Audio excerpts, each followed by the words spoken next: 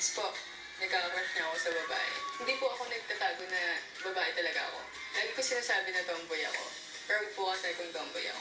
Tapos, broken family ako. Isa yun sa dahilan kung bakit nag-aral talaga ako. Gusto ko makatapos. Kasi ayoko nang inaapi ako. Ayoko nang tinatapakan yung pagkatao ko. Gusto ko maging successful ako. Gusto ko yung maisip ng mga babae or ng mga magulang na may future din sila kahit tomboy yung karelasyon nila. Pag tomboy, dapat marami ka achievements eh. Kailangan may ipagmamalaki ka talaga. Nagpapasal ako sa tita ko, sa daddy ko, sa ate ko. Kasi tulong-tulong sila para mapag-aral ako. Tapos nagpapasalamat ako kasi nandyan din daddy ko. Kahit hindi kami nagkasama ng matagal, ngayon lang, last year lang. Kung ano yung pinili ko, parang sinusuportahan niya ako. Pero daddy ko, tinanggap pa rin ako. Kung anong gusto ko, susuportahan niya. Gusto ko ipakita yung magiging magandang impluensya kami sa mga tao, sa kabataan. Yung para dalangin kami, gusto po kasi namin iangat ang LGBT community. Maisip ng tao na hindi lang kami talaga tomboy. Meron kaming mga bagay na kayang ipagmalaki. I'm Charisse Frias, also known as Clark, ang That's My Tomboy ng Santa Rosa, Laguna.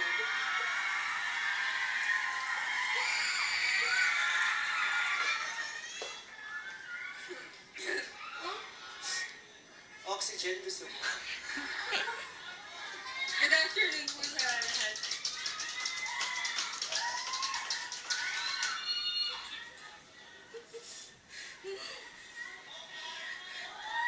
Ang tubig? Breathe in, breathe out. Breathe in, breathe out. Sino ba sini-CPR mo? Hindi namin alam. Go, baby.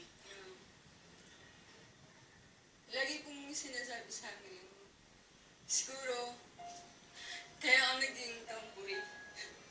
Kasi may broken family ka.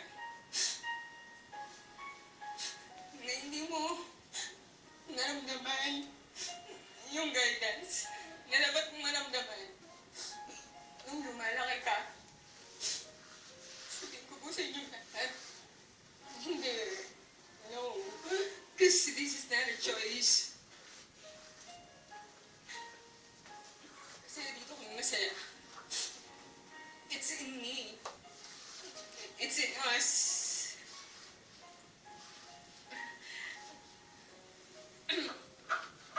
Yun po yung gusto kong ipaintindi sa lahat ng tao. And laging sinasabi, sa Bible, kahit lalaki lang ginawa ng tao, ay ng Diyos. Oo. Alam po namin yun, pero alam ko si God, hindi yan titingin sa physical mong kaanyuan. Titingin siya sa laman ng puso mo. Sabi ni Pope Francis, if the person is gay and he accepts the Lord and have goodwill, who am I to judge them? Sumali po ako sa That's My Tomboy. Para po maalis yung mga negative thoughts sa amin. Kaya nagpapasalamat po ako sa Showtime dahil binigyan nila kami ng chance para ipakita sa lahat na marami kaming kayang gawin, na kaya namin magbigay ng mga ngiti sa mga labi, na kaya namin maging inspirasyon sa bawat isa, na may mabubuti kaming puso, at kaya namin maging magandang halimbawa para sa mga kabataan. Gusto ko magpasalamat kay God dahil binigyan niya kami ng chance para ipakita sa lahat ng talentong binigay niya sa amin. Sa lahat ng tao na nag-down ngayon at gina-judge, gusto kong mag-pray kayo kay God. Dahil si God, maniwala ko sa promise niya. Jeremiah 29:11. For I know the plans I have for you. Plans declares the Lord, plans to prosper you and not to harm you. Plans to give you hope and a